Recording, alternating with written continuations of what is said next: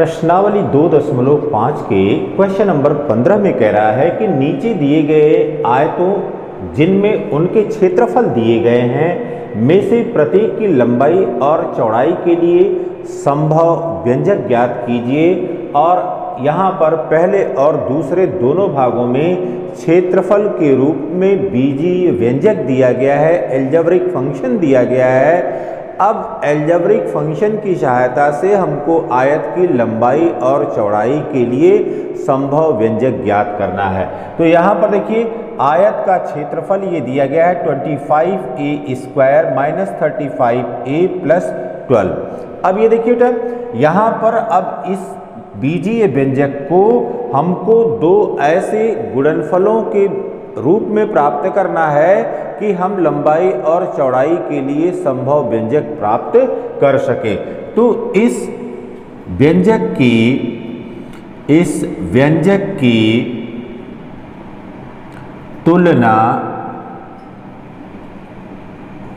ax square plus bx plus c से करने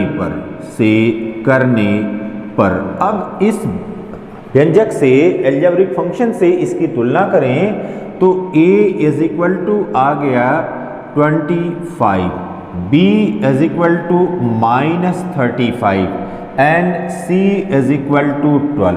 अब आपको बताया है कि यदि कोई बीजीय व्यंजक ax square plus bx plus c के रूप में होता है तो सबसे पहले हमको क्या करना है, a इंटू सी का मान निकाल लेना है। तो यह बराबर हो गया 25 गुणे 12 और यह बराबर कितने के हो गया, 300 के हो गया। 25 गुणे 12 यह बराबर 300 के हो गया। अब फिर देखिए हमको क्या करना है, b इज इक्वल टू है माइनस 35। अब यहाँ पर इसके ऐसे दो गुणनखंड हो जाएं जैसे माइनस 20 माइनस 15।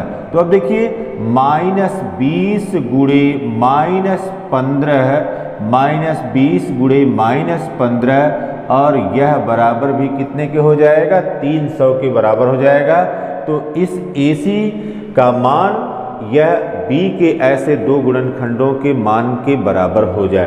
तो अब यहाँ पर जो 25a square minus 35a plus 12 दिया गया है, अब मध्य पद का विभक्तीकरण करेंगे। मध्य पद का विभक्तीकरण by splitting mid term.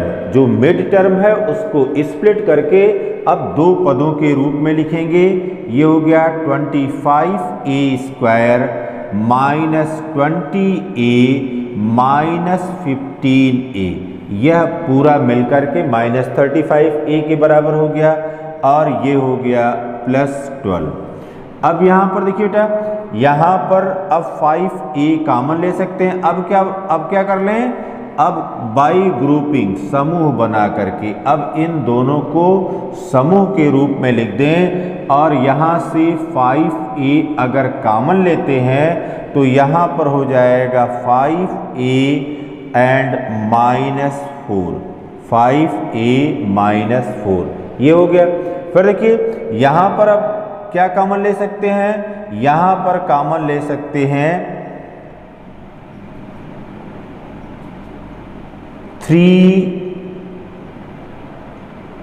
3 common लें। अब यहाँ पर अगर 3 कॉमन लेंगे तो ये हो जाएगा 5a minus 5a minus 4, 5a minus 4। अब ये देखिए ये हो गया 5a माइनस 4 एक ब्रैकेट में और दूसरे ब्रैकेट में हो गया 5a माइनस 3।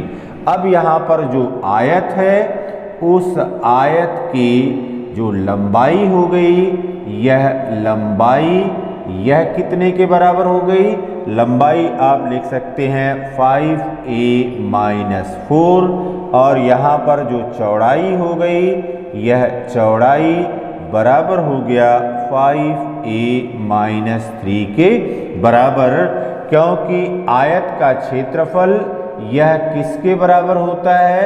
लंबाई गुणे चौड़ाई के बराबर होता है। तो इस प्रक्रिया के द्वारा हम इस आयत की लंबाई और चौड़ाई का संभव व्यंजक ज्ञात कर लिए। अब देखिए, इसी प्रकार से दूसरे भाग में दिया गया है, जो आयत दिया गया है उसका क्षेत्रफल दिया गया है 35y²। यहाँ पर सेकंड पार्ट में दिया है कि आयत का क्षेत्रफल, आयत का क्षेत्रफल यह बराबर है 35y² प्लस 13y−12। ठीक, अब यहाँ पर इसकी भी तुलना जो स्टैंडर्ड इक्वेशन है या क्वाड्रेटिक इक्वेशन है ax² plus bx plus c, या यहाँ पर चर है ay² plus by plus c से करने पर अब यहाँ पर देखिए, a बराबर हो गया 35, b बराबर हो गया 13 एंड c बराबर हो गया -12। अब यहाँ पर देखिए बेटा, यह बराबर हो गया a इंटू c बराबर हो गया 35 इंटू -12, 35 इंटू -12, और यह बराबर हो गया -420 हो गया। फिर देखिए, यहाँ पर b = दिया गया है 13 के बराबर, तो b = 13 के बराबर दिया गया है। इसको लिख सकते हैं +28 -15, तो यहाँ पर +28 एंड -15।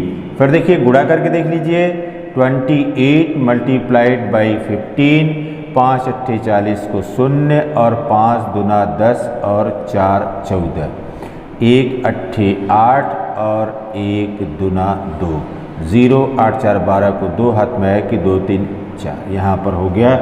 यह अब किसके बराबर हो गया? यह इसके -420 के गुणनफल के बराबर हो गया। इसलिए अब 35y² प्लस 13y−12 अब यहाँ पर मध्य पद का विभक्तीकरण कर देंगे।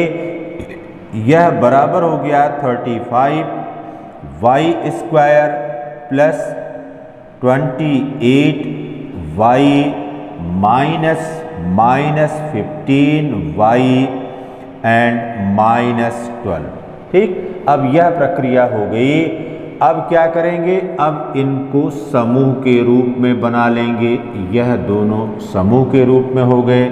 यहाँ पर इसको लिख सकते हैं, अब यहाँ से क्या कॉमन ले सकते हैं? 7y कॉमन ले सकते हैं। 7y कॉमन हो गया तो ये हो गया 5y। ठीक, और यहाँ से हो गया +4, यहाँ पर माइनस बाहर हो गया, और यहाँ से अब कॉमन ले सकते हैं 3, और ये हो गया 5y एंड प्लस यहाँ पर हो गया 5y + 4। तो यह दो गुणनखंड अब हमको मिल गए। 5y + 4 एक हो गया, और दूसरा हो गया 7y - 3। ठीक, या कुछ भी आप आगे पीछे करके इसको लिख सकते हैं, 7y - 3 इंटू 5y + 4। तो अब यहाँ पर जो आयत है, उस आयत की लंबाई चौड़ाई, इसमें से कुछ भी किसी को लिख सकते हैं। लंबाई बराबर हो गया 7y - 3 और चौड़ाई बराबर हो गया 5y + 4। तो इस प्रकार के प्रश्नों में हम जो भी उचित प्रक्रिया होगी फैक्टराइजेशन की, उस फैक्टराइजेशन की उचित प्रक्रिया का इस्तेमाल करके लंबाई और चौड़ाई ज्ञात कर लेंगे। Have a nice day.